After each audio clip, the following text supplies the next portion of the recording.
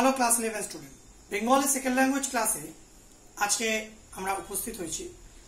আজকে আমাদের বাংলার পাঠ্য বইয়ের একটি পদ্য, তার নাম বনলতা সেন। কবি জীবনানন্দ দাশ। কবি জীবনানন্দ দাশের লেখায় বনলতা সেন কবিতাটি আজকে আমরা পড়ব।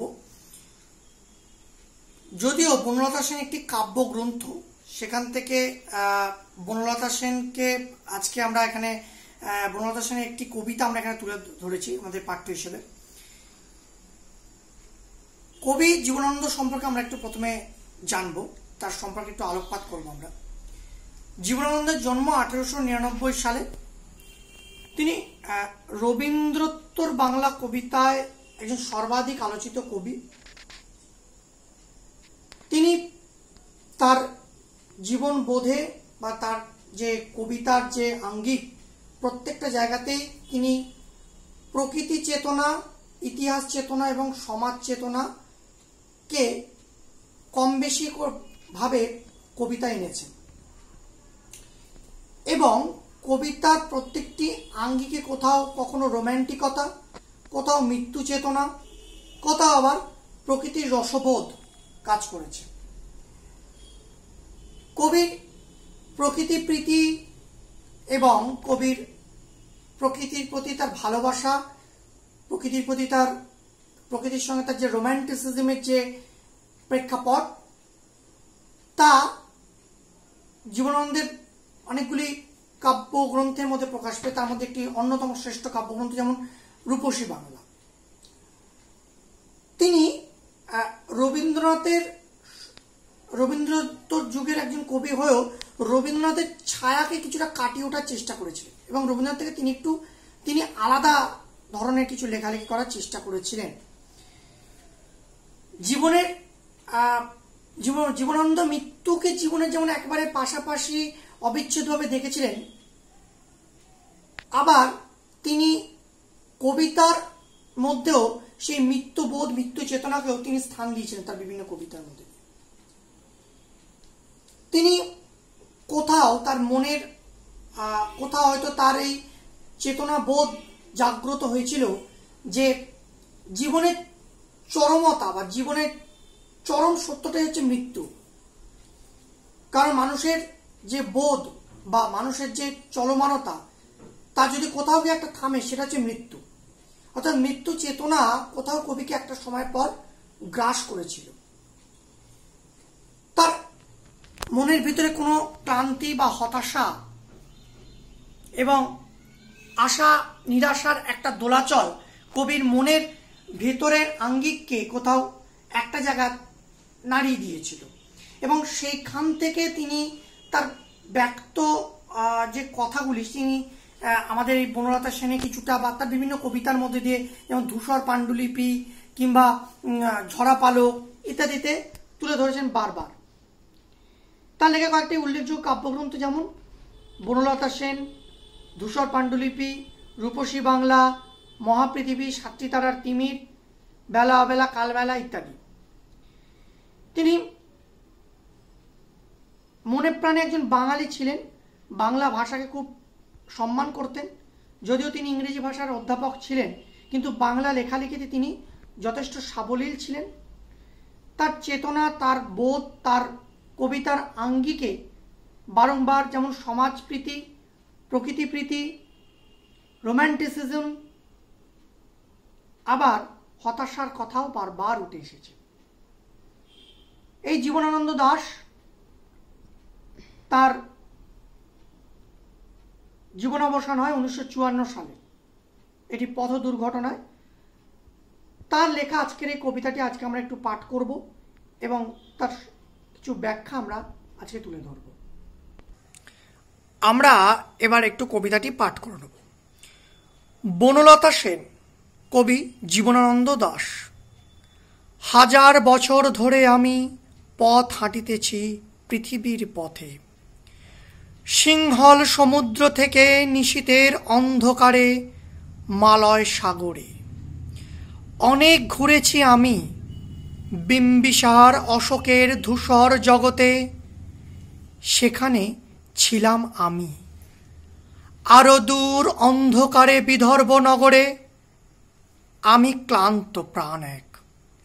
চারিদিকে জীবনের সমুদ্র সফেন, আমারে দুদণ্ড শান্তি দিয়েছিল নাটোরের বনলতা সেন। চুল তার কবেকার অন্ধকার বিদিশার নিশা, মুখ তার শ্রাবস্তির কারুকার্য।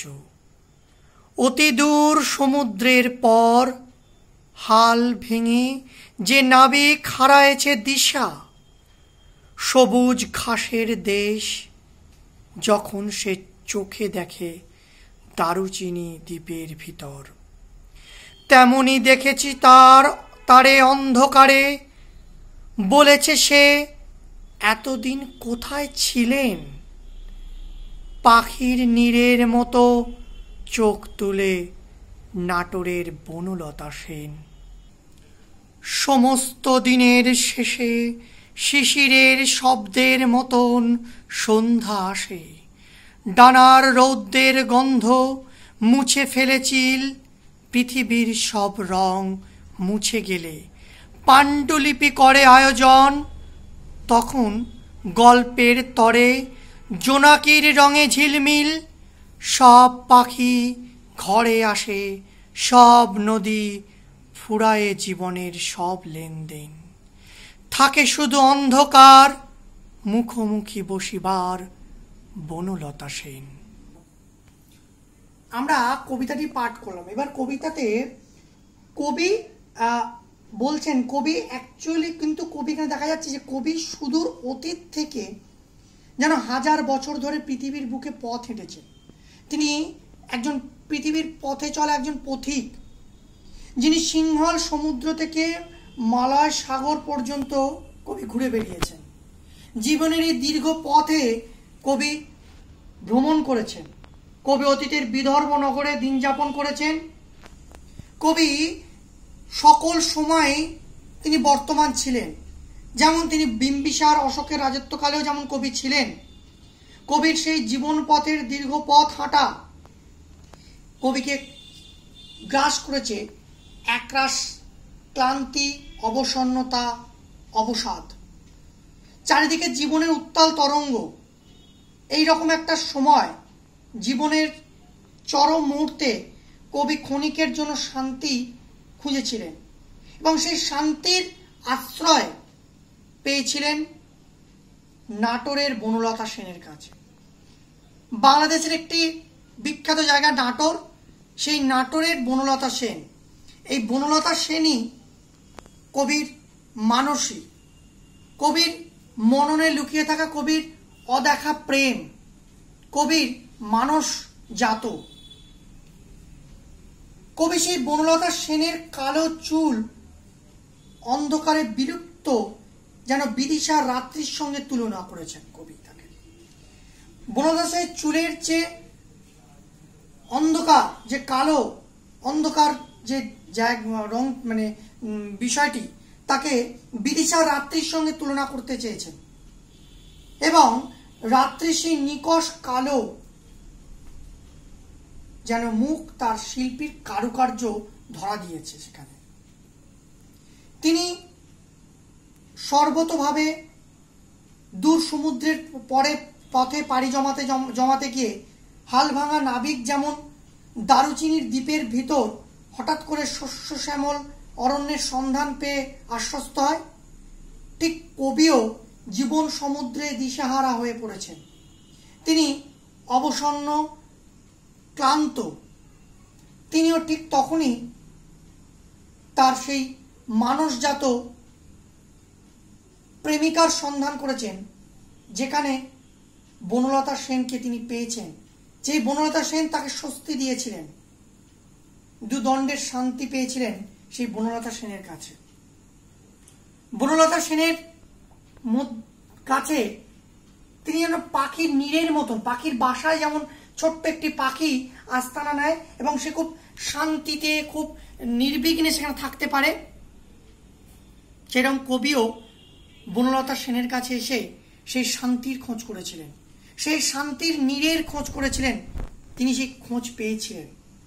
তারপর বলছে কবি এই বনলতা সেনের সঙ্গে দেখা সাক্ষাৎ করার পর কবির জীবনের একটা পট পরিবর্তন হয়, জীবনের একটা দিকের পরিবর্তন হয়। যেমন দিনের শেষে সন্ধ্যা আসে, শুরু হয় নিশ্চুপ নিস্তব্ধ শিশিরপাত, শান্ত ক্লান্ত চিল ডানায় ভর করে তার বাসাতে ফেরে, পৃথিবীর সব দৃশ্য অন্ধকারে বিলীন হয়ে যায়।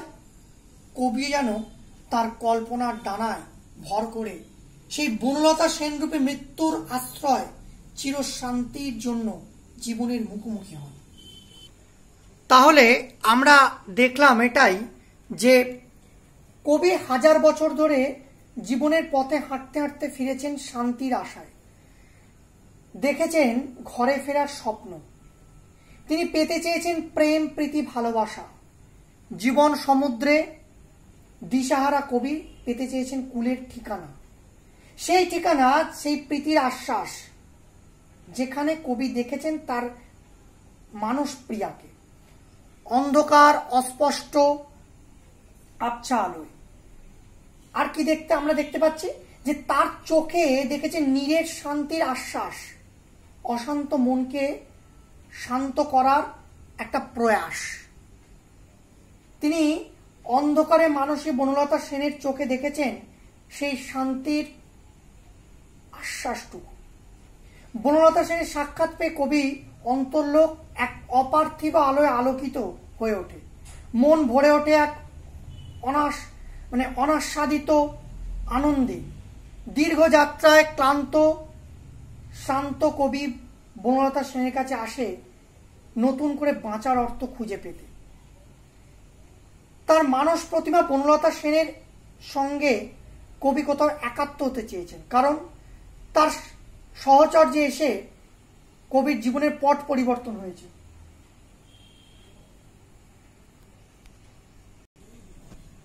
এরপর আমরা দেখতে পাচ্ছি যে কবির সেই দীর্ঘ সময়ের পথ হাঁটার ফলে, জীবনের পথে হাঁটার ফলে তিনি আজ ক্লান্ত, আজ অবসন্ন। সেই সময় সে যখন বনলতা সেনের কাছে এসেছেন, তার সেই যে পট পরিবর্তন, তার যে জীবনের একটা পট পরিবর্তিত হয়েছে, তিনি নতুন জীবনের চিরশান্তির একটা অভিলাষ করেছেন। তিনি বনলতা সেনের কাছে এসে সেই শান্তির খোঁজ করেছেন। পৃথিবীর সব লেনদেন মিটিয়ে চিরশান্তির দেশে যাত্রার প্রস্তুতি নেন তিনি। যে জীবনের জন্য কবি আকাঙ্ক্ষিত, যে জীবনের তৃষ্ণায় কবি তৃষ্ণার্ত, সেই জীবনের সন্ধান পান অবশেষে। ক্লান্ত কবি নিজেকে সঁপে দেন সেই পরম শান্তির কোলে। অর্থাৎ কবি এখানে তার মানসজাত যে